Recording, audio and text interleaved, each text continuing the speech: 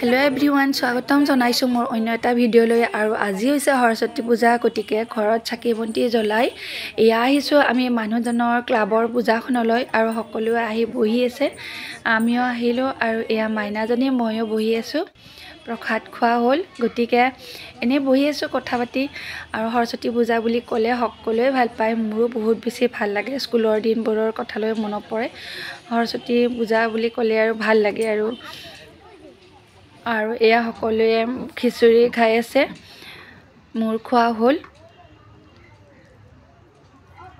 আৰু পূজাৰ খিচুৰি বুলি ক'লে বহুত বেছি ভাল লাগে খাবলৈ নহয় নে কাৰ ভাল লাগে বাৰু মই কিন্তু পূজাৰ খিচুৰি খাবলৈ পালে বহুত বেছি ভাল পাওঁ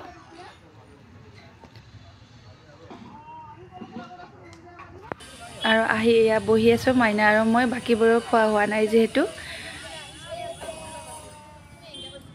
আৰু এখন ফটো মাৰি ললো আৰু এয়া বাহিৰত বাইদেউজনীৰ দোকান গতিকে ইয়াতে বাইদেউৰ দোকানত এয়া পকৰি আৰু চাহ খাম বুলি আহিছো আৰু এয়া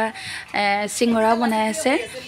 পকৰি হোৱা নাই যেহেতু ৰখি আছো আৰু চাহ বনাইছে আৰু বহুত টেষ্টি বনাই হেয়া খাম বুলি ৰখি আছো খোৱালৈ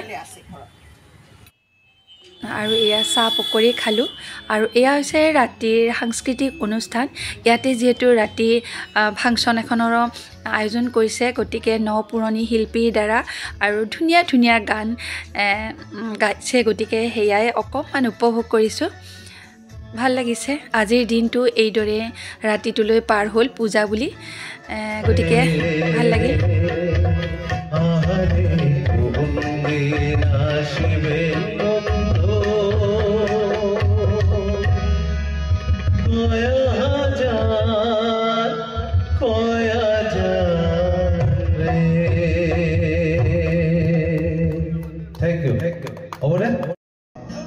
বহুদিন বিৰতিৰ পিছত